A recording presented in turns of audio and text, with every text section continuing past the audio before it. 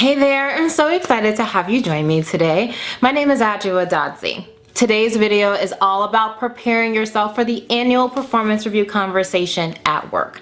We're going to talk about what you can do to keep your own nerves in check because performance reviews can be super nerve-wracking. We're also going to talk about what you can expect to hear from your leader, and we're going to talk about what you can do after the conversation to make sure that you show up as your best self at work. So if you're ready, let's go ahead and get started.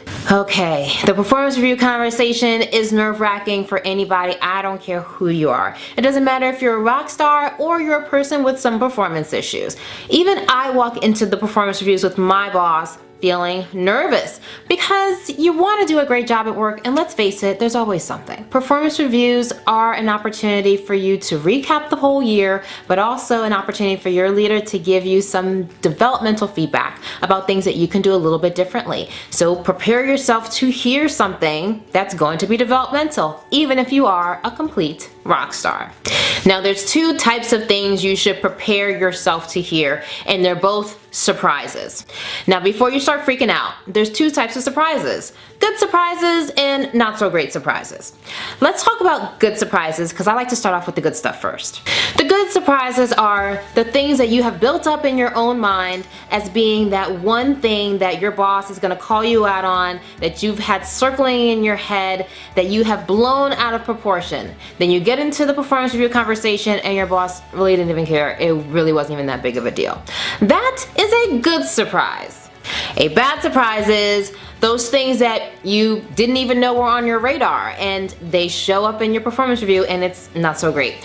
Or the things that you didn't think were a big deal and your boss is like, no, that totally was a big deal. Or the things you never even knew about at all, ever, and they show up for the first time in your performance review.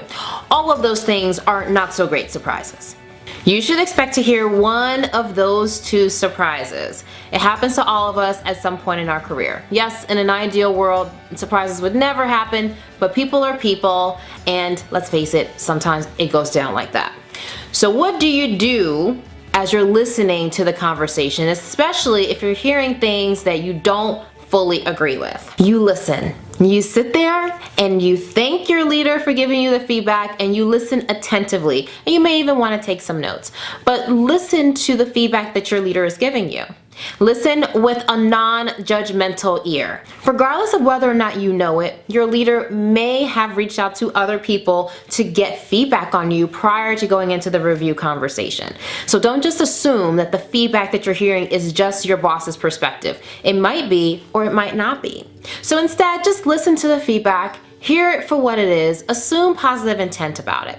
As you're listening to the feedback, particularly if it's something that you don't agree with, I want you to ask yourself a question. Ask yourself, do I know what action I need to take to do something differently so that I don't hear this same piece of developmental feedback again in the future? If the answer is yes, then your boss did a fantastic job delivering that developmental feedback to you, even if it was tough to hear. If the answer is no, then you need to ask some clarifying questions, because you should be able to walk away from that conversation being really clear about what you need to do differently so that you don't have to have the bad surprises in the performance review conversation ever again. At the end of the conversation, you should really leave yourself an opening to revisit the conversation in the future if you need to. Think about it. You're hearing this feedback for the very first time, and some of it is probably awesome feedback that you're like, oh, this is amazing, and I'm amazing, and things are fabulous. But some of the feedback you may be hearing is like, oh wait, didn't you know that I was amazing? Why are you telling me that I'm not so amazing? Give yourself time to process it, and you may or may not process it right at the moment. So leave yourself an opening to revisit the conversation with your leader if you reflect on something at a later point and realize that you're not so clear. So you may just want to simply tell your leader, is it okay if we revisit this? If I have questions, can I connect with you in a day or two just to make sure I'm clear on all the expectations of my role?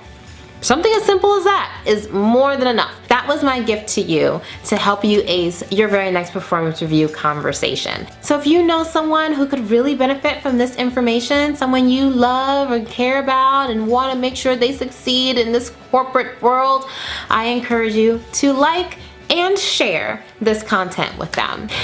And if you want to make sure that you stay on top of anything new that I drop to make sure that you ace it in the corporate world, please make sure that you subscribe. And if you go over to my site with the link below and sign up for email updates, you get extra goodies that I only share with my email subscribers. The corporate world needs that unique gift that only you bring.